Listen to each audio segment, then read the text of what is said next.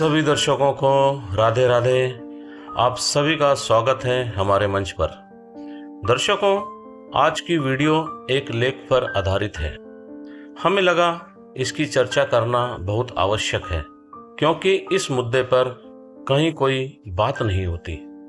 यह कहानी बड़े शहरों में रहने वाले अधेड़ उम्र के लोगों की है, जो एक बस में हुई बातचीत से निकलकर आई है। एक बस में 3 लोग सफर कर रहे थे। 2 मित्रों की बात एक युवक सुन रहा था, जो उनकी पिछली सीट पर बैठा था। एक दोस्त बोला, अब तुम ही बताओ, दिल्ली के 2 कमरों के फ्लैट में बूढ़ी माँ और 2 जवान बच्चों के बीच पति पत्नी आखिर करे तो क्या करे और कहाँ करे? क्या उम्र दराज पति पत्नी को रिश्तों को जीने का हक नहीं है? क्या यह गलत है? युवक उन दोनों की बातें बैठा बैठा सुन रहा था और कुछ सोच रहा था। पूरी बस खाली थी। ड्राइवर, कंडक्टर के अलावा सिर्फ यही 3 सवारी बस में बैठे थे। बस गणेश चौक से लक्ष्मी नगर की तरफ बढ़ रही थी। पहला दोस्त अपनी व्यथा बता रहा था। यार, कल रात की ही बात है। मम्मी बेड पर सो रही थी। हम दोनों पति पत्नी नीचे गद्दे पर सो रहे थे। तभी अचानक पत्नी का मन हुआ, लेकिन मैंने मना कर दिया और कहा कि मम्मी क्या सोचेगी?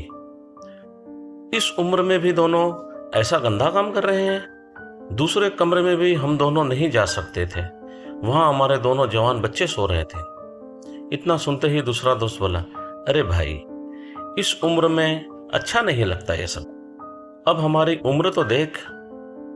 मेरे यहां भी यही समस्या है, इसलिए मैं पत्नी के साथ सोता ही नहीं। उसे कह देता हूं कि तू बच्चों के साथ सोया कर और पापा के कमरे में मैं अकेले सोऊंगा। अच्छा नहीं लगता यार। बच्चे क्या सोचेंगे? मम्मी पापा अभी भी एक साथ, छी छी। जिस दिन मेरा मन होता है, बीमारी का बहाना करके छुट्टी ले लेता हूं। फिर जब बच्चे बाहर चले जाते हैं, तब दोपहर को अपना काम निपटा लेता हूं। पहला दोस्त बोला, अरे लेकिन मैं क्या करूं? मेरे पास तो 2 ही कमरे हैं।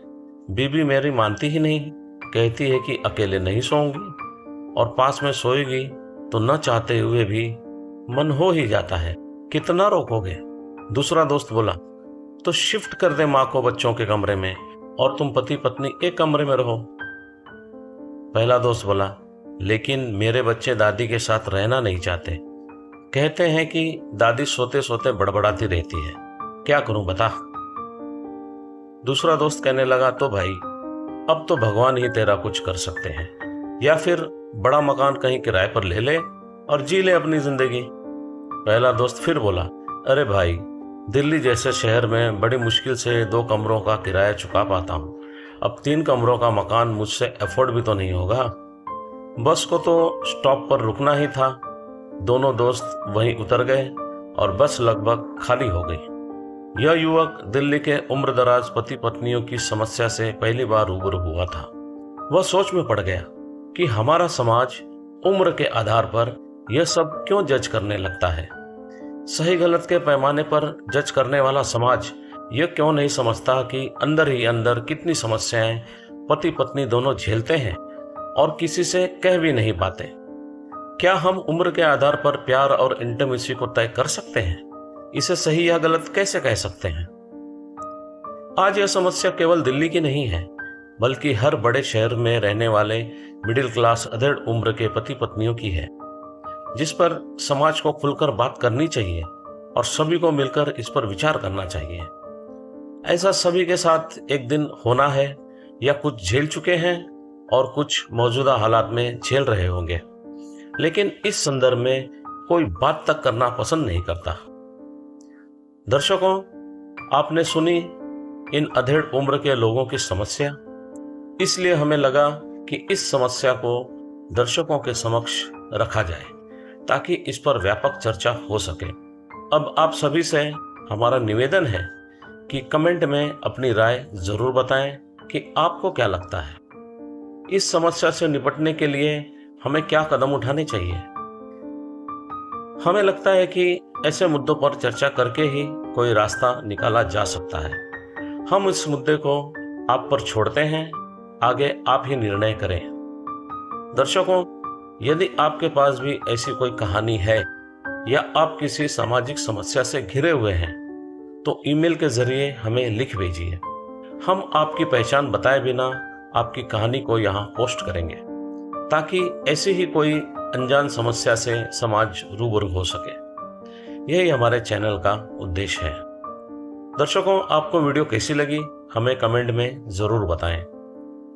अगर अच्छी लगी हो तो वीडियो को लाइक करें और ज़्यादा से ज़्यादा शेयर करें। ऐसी और भी वीडियो आप देखना चाहते हैं तो चैनल को सब्सक्राइब करें, बेल आइकन दबाना बिल्कुल ना भूलें ताकि आने वाली वीडियो की नोटिफिकेशन आपको सही समय पर मिल सके।